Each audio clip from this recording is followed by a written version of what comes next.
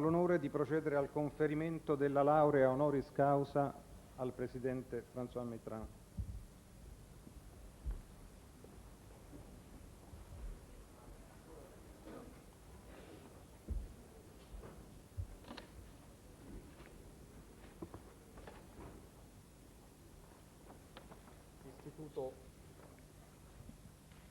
Istituto Universitario Orientale. In nome della legge, noi professore Adriano Rossi, rettore dell'Istituto, veduti gli atti e la delibera unanime del Consiglio della Facoltà di Lettere e Filosofia nella seduta del 26 aprile 1994, conferiamo honoris causa la laurea di dottore in filosofia a François Mitterrand. Il presente diploma viene rilasciato a tutti gli effetti di legge dalla sede dell'Istituto a D. 8 luglio 1994.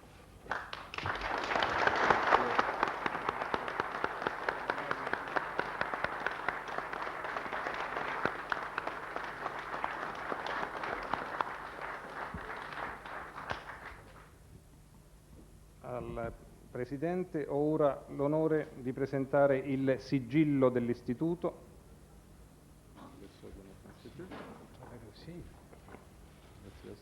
e la toga del nostro Istituto.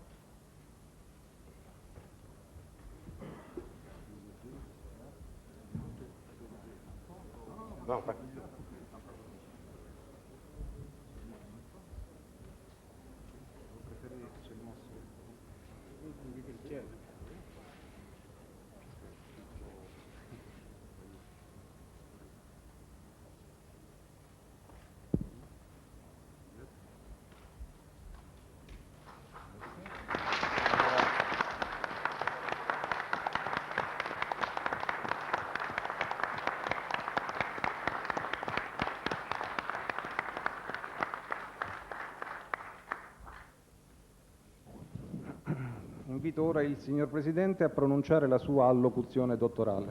Prego.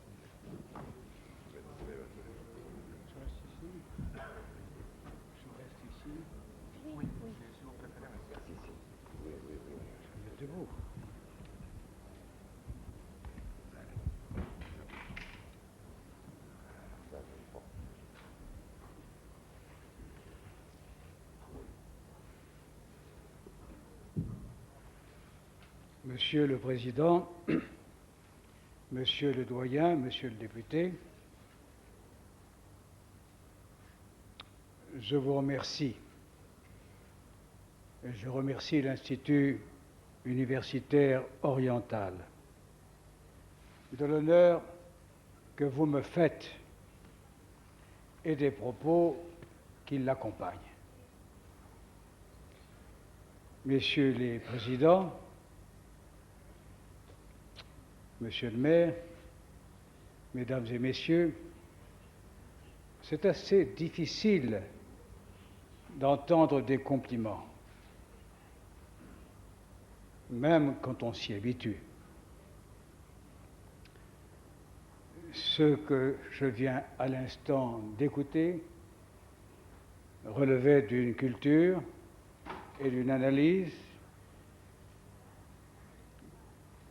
qui me plaisait, sans me convaincre toujours, tant je sentais survivre dans cette maison un esprit, l'esprit de Naples, l'esprit d'Italie, l'esprit universel des humanités. Et je souhaite passer avec vous maintenant quelques instants pour vous en donner les raisons. Avant d'évoquer Naples, sa culture, ses liens avec la France, je veux rappeler un épisode de son passé le plus récent. Il y a un mois était célébré en France le 50e anniversaire du débarquement, 6 juin 1944, sur les côtes normandes.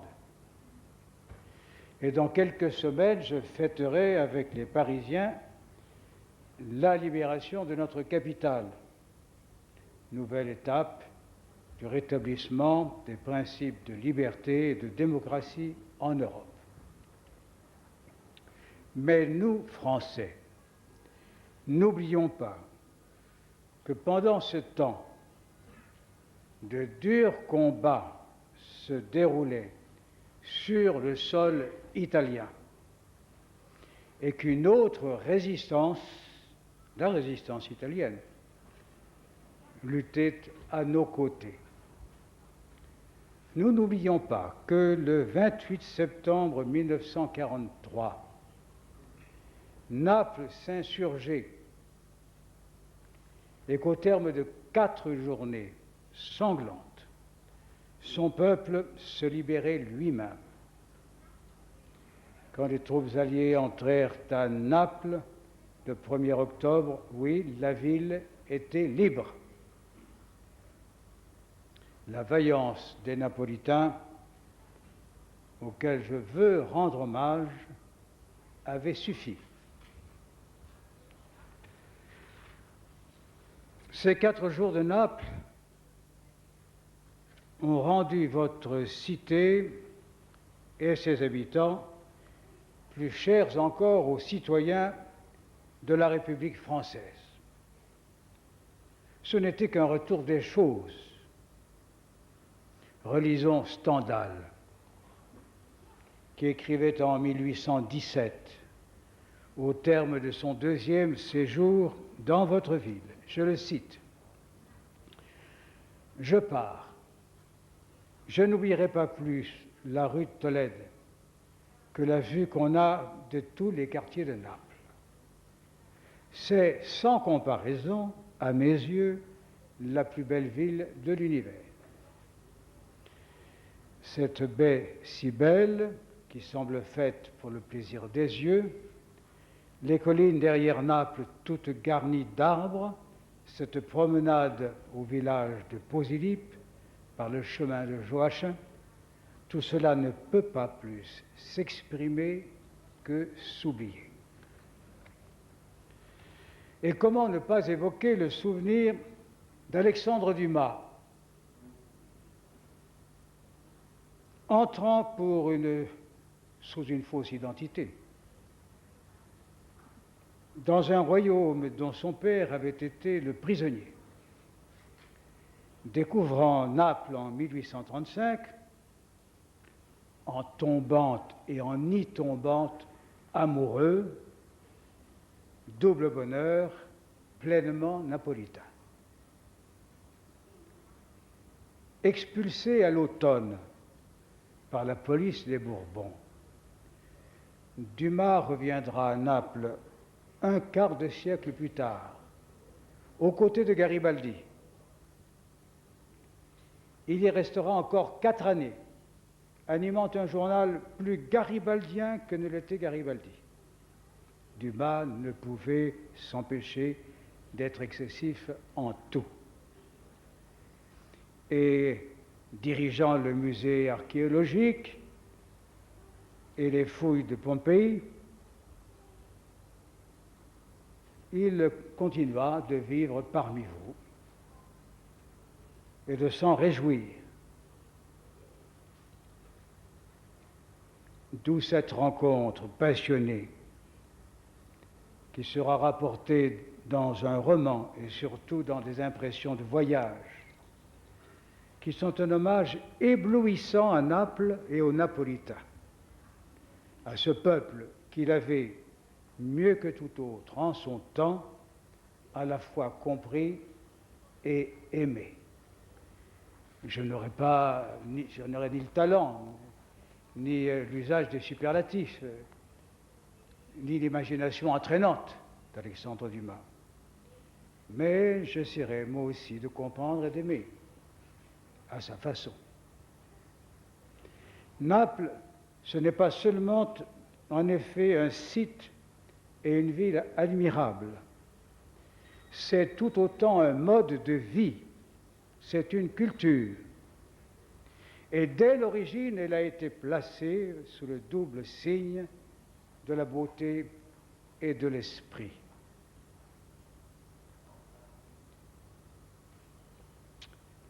On enlacés de fondations grecques et durablement marqués par la culture hellénique. À l'époque romaine, elle était aussi célèbre par son rayonnement intellectuel que pour son attrait physique. Si Horace parle de l'Optiosa Néapolis, Martial préfère évoquer la Docta Parthenope.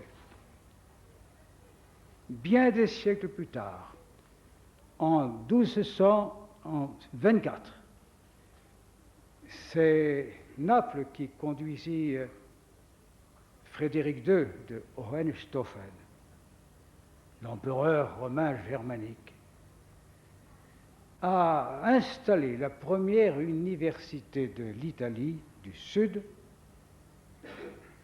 en quelque sorte la sœur aînée de la vôtre, et qui entretint avec elle, à ce que l'on m'a dit, des relations d'émulation stimulantes,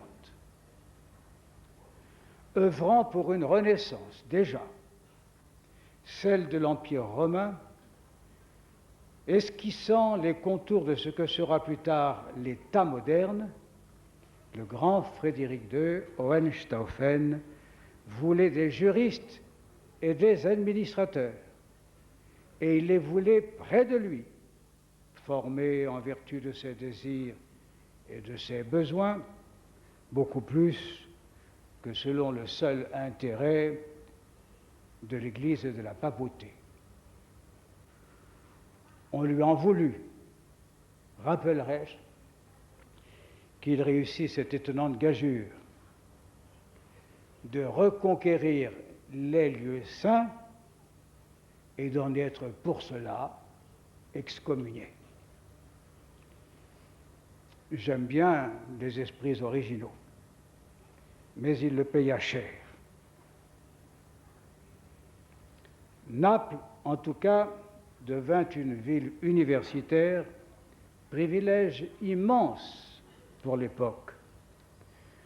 Elle ne cessera pas d'être un des grands rôles culturels, un pôle de la péninsule.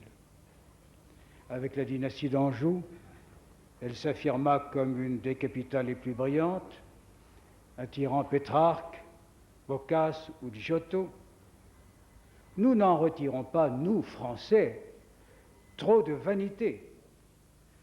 En définitive, votre ville reçut beaucoup moins de la France qu'elle ne lui apporta, comme le prouvèrent les siècles suivants.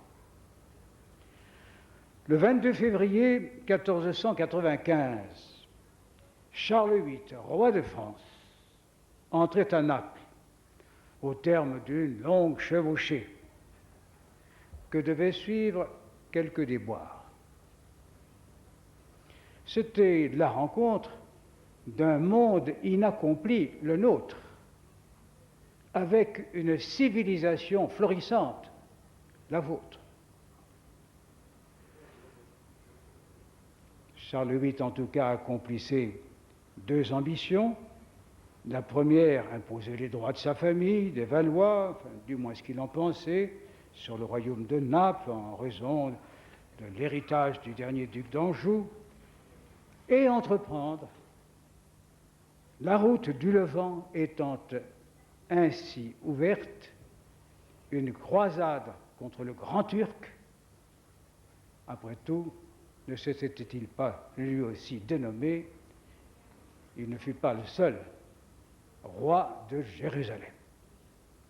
Les rêves de croisade et les droits dynastiques des rois, une fois évanouis, il resta à la France le plus beau des dons que pouvaient lui apporter ces aventures italiennes, la Renaissance, cette révolution des idées, des sciences, des arts, qui allait en un demi-siècle transformer la culture et la société d'Occident.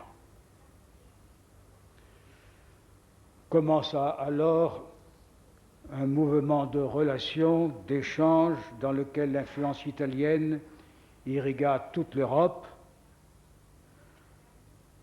mouvement des œuvres et des pensées, mais tout autant des hommes, artistes et artisans bien sûr, mais aussi marchands, ingénieurs, philosophes, hommes d'État, comme ce Mazzarini, notre Mazarin, que je considère comme l'un des plus grands dirigeants de la France.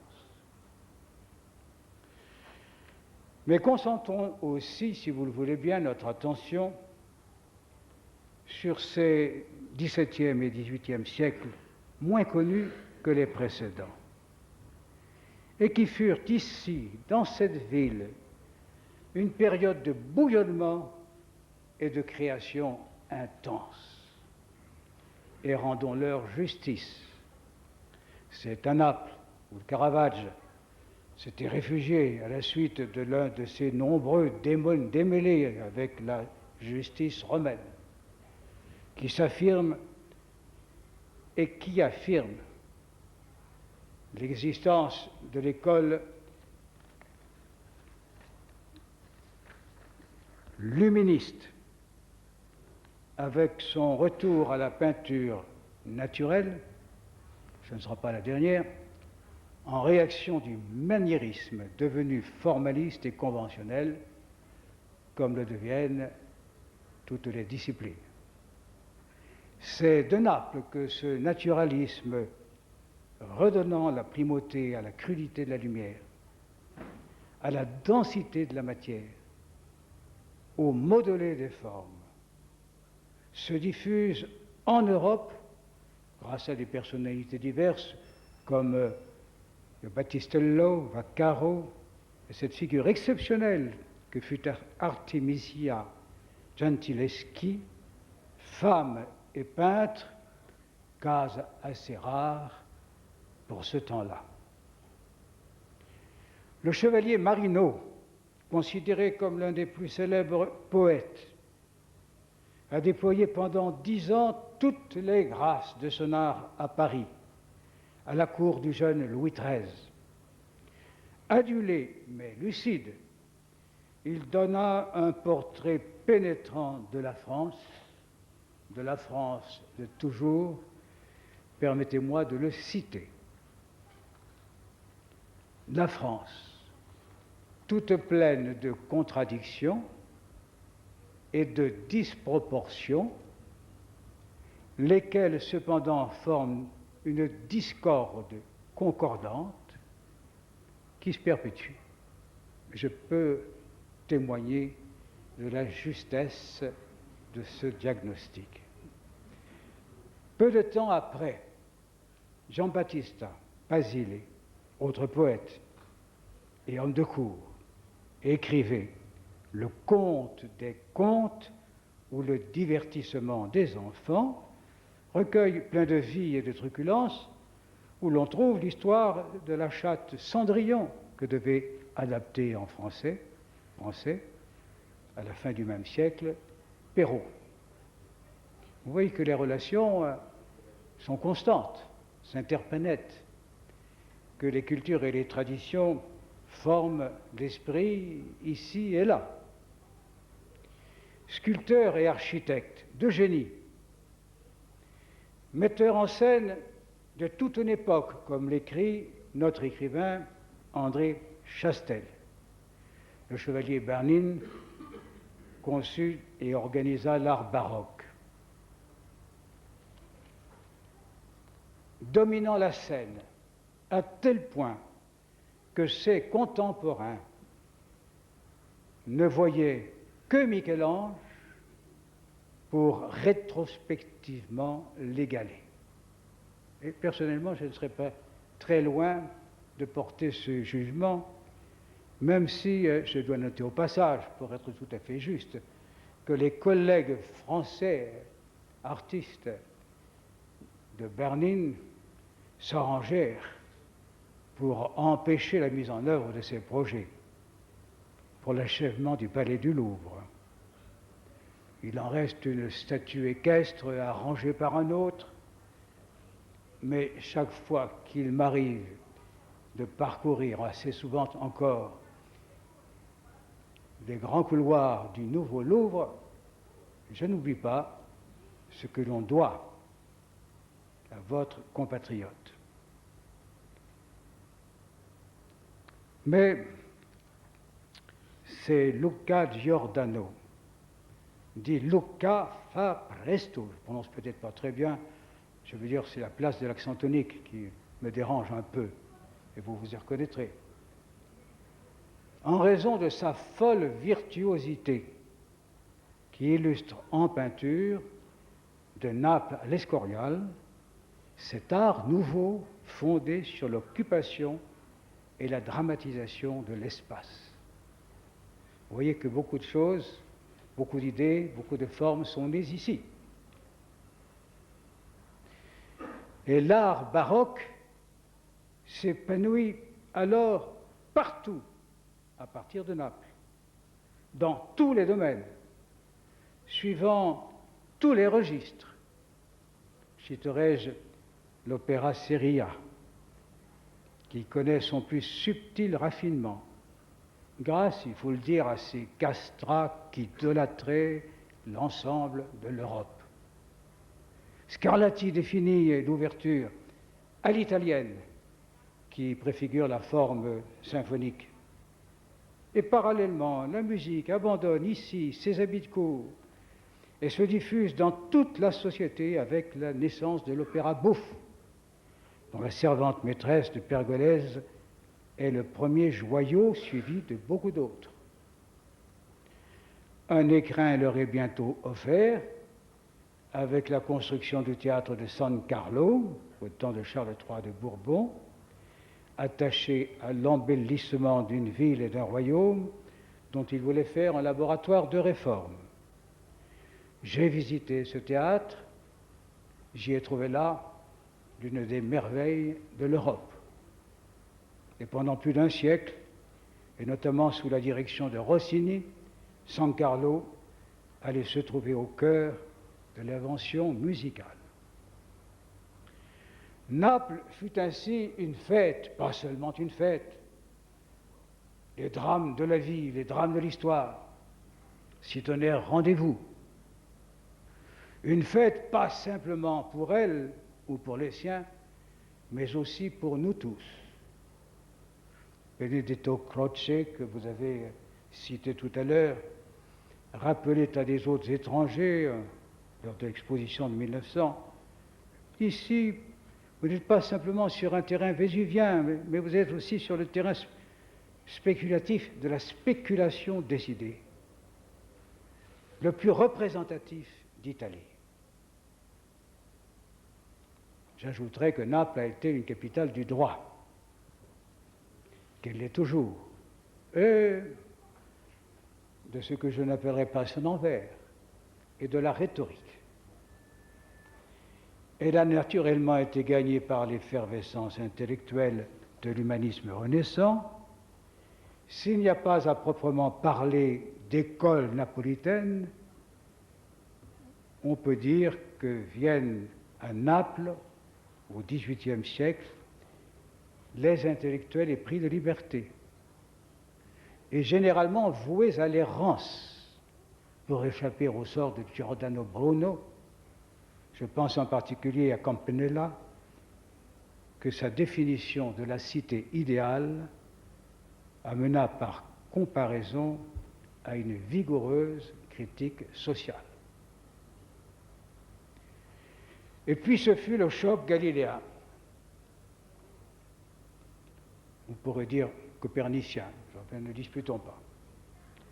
C'est-à-dire, pour reprendre les mots de Fernand Braudel, historien français, que je cite, la découverte d'un monde infini, géométrique, confondant terre et ciel, découverte fondatrice de la science moderne, mais aussi, observe l'historien français, découverte blasphématoire, inacceptable par les autorités religieuses.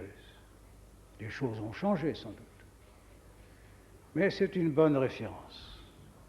L'intérêt porté à Descartes par le milieu intellectuel napolitain, où Galilée avait eu de nombreux élèves et de nombreux disciples, représente comme un prolongement du galiléisme, dont sont préservés l'esprit déductif et la primauté donnée à la démarche scientifique. Le blasphème disparaît au passage pour la plus grande sécurité des penseurs, qui n'en eurent pas fini cependant ici et là avec la persécution. Le cartésianisme de l'Académie des investigants est moins une greffe qu'une façon d'être fidèle à l'héritage de Galilée, en maintenant la fonction critique de la pensée face au formalisme conservateur de l'idéologie dominante. Il n'est jamais mauvais de s'inspirer de cet exemple. Et au-delà, l'un des auteurs, un philosophe, nous parlons philosophie quand même, quelquefois, vous en avez beaucoup plus parlé que moi. Je parlerai de Vico, dont étudiant j'apprenais les corsi et les ricorsi. Vico, s'il a élaboré une philosophie de l'histoire, a d'abord jeté les fondations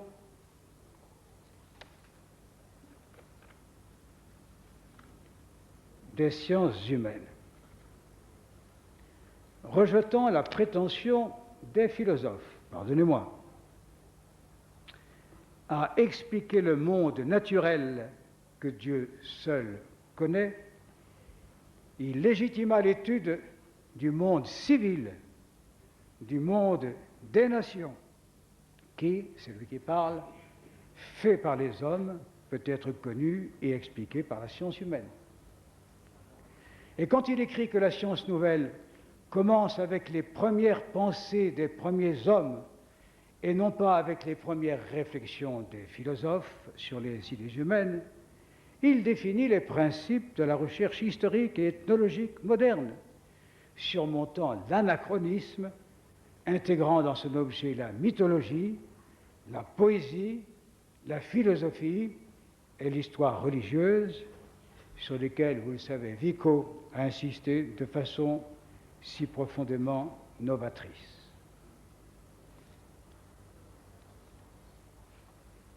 Bien entendu, ce rappel de Vico ne constitue pas les éléments d'un procès contre la philosophie.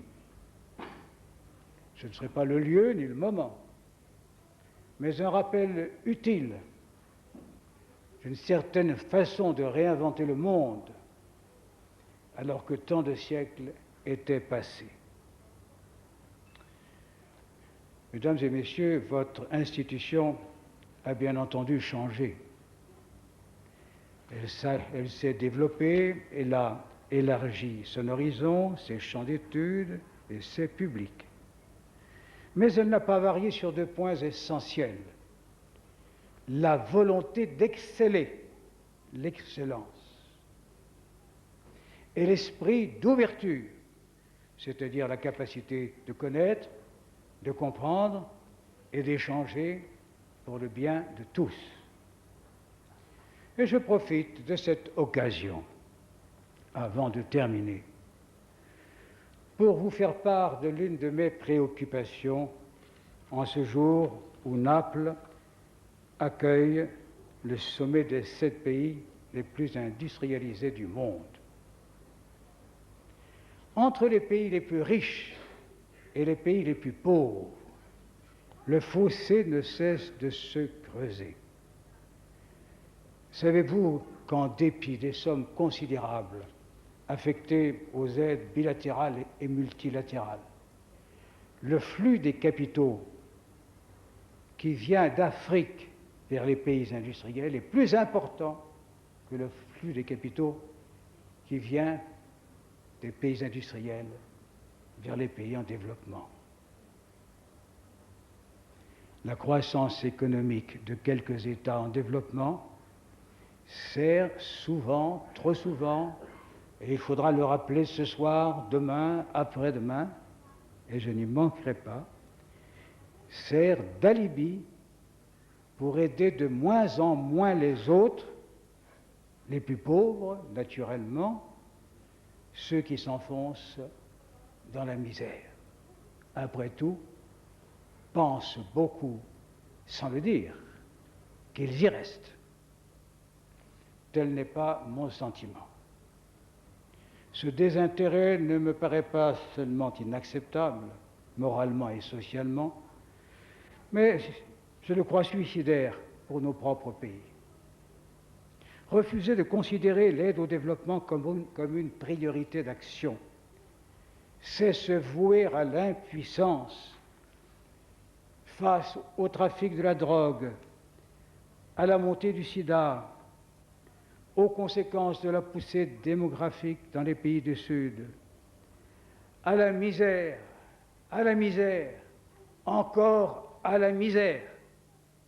Et nous ne pouvons pas admettre qu'un quart de la population de la planète se désintéresse du sort des 3 autres quarts, à l'exception de rares moments où le choc insupportable de l'image, la confrontation directe avec l'horreur, l'amènent à réclamer des interventions humanitaires, toujours nécessaires, mais généralement tardives et limitées.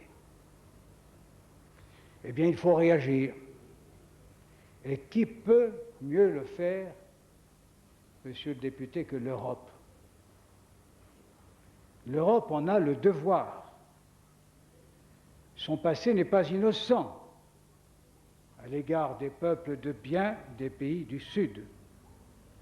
Mais en même temps, elle peut le faire sans attirer le soupçon du paternalisme.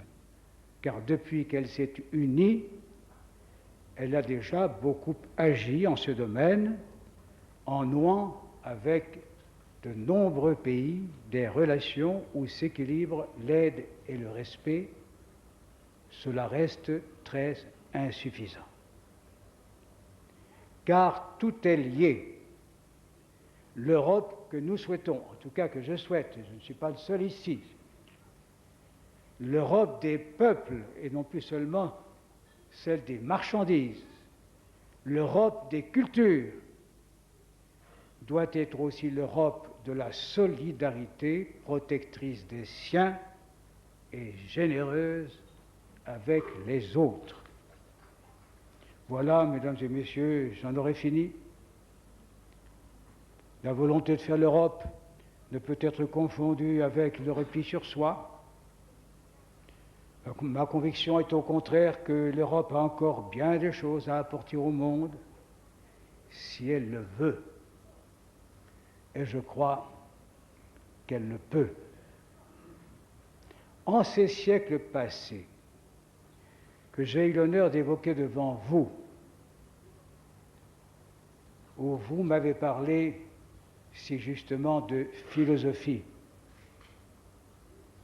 et de sens de l'histoire, l'infinité du monde se révélait aux savants et aux philosophes de notre continent par l'étude des astres et l'investigation intellectuelle. Dans le même temps, voyageurs, explorateurs découvraient des continents et des peuples nouveaux.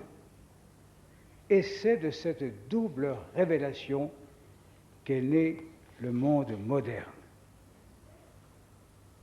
L'Europe a beaucoup reçu du monde, par la force, la conquête, l'exploitation, assurément, mais aussi par l'étude, la volonté de connaître et la capacité lentement acquise de comprendre et d'aimer l'étrange et l'étranger.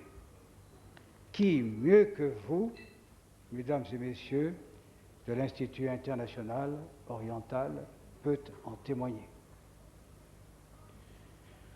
Mais l'Europe a quand même aussi beaucoup donné aux autres, en commençant par ces valeurs qui fondent notre identité commune, la liberté, la démocratie, la soif de justice sociale. Elles avancent, elles reculent. On compte leurs victoires, on compte leurs défaites. Mais au total, on avance. Et le témoignage de ceux qui souffrent, de ceux qui supportent le poids de l'injustice, est plus fort encore que le témoignage des vainqueurs. Elle peut aujourd'hui, dans et pour la paix, contribuer à ce que j'appellerais, sans craindre d'employer de grands mots, parce que quelquefois les grands mots sont utiles pour nommer de grandes choses, le développement de l'humanité. Nous savons de quoi nous parlons. Ferons-nous la somme des déceptions? Saurons-nous résumer en peu de mots l'histoire décadente du monde des hommes? Mais tant que restera dans l'esprit de quelques-uns, et je l'espère du plus grand nombre, cette espérance d'une société où ces valeurs-là, en fin de compte, l'emporteront, tant que cela sera imaginable, je me sentirai fort bien et très heureux parmi des universitaires, parmi des philosophes, parmi des femmes et des hommes d'études et de réflexion, sans lesquels rien ne serait possible. Merci.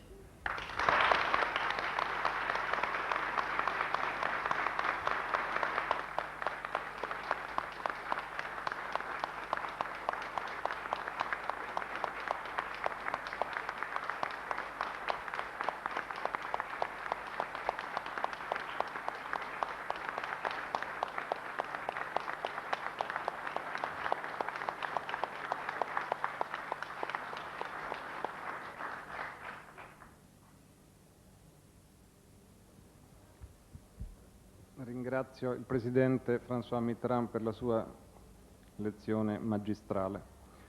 La cerimonia per il conferimento della laurea honoris causa a François Mitterrand si è conclusa. Il gentile pubblico è pregato di rimanere alcuni minuti al proprio posto per permettere al Presidente di lasciare la sala. Saranno date delle istruzioni anche per abbandonare le altre sale. Grazie.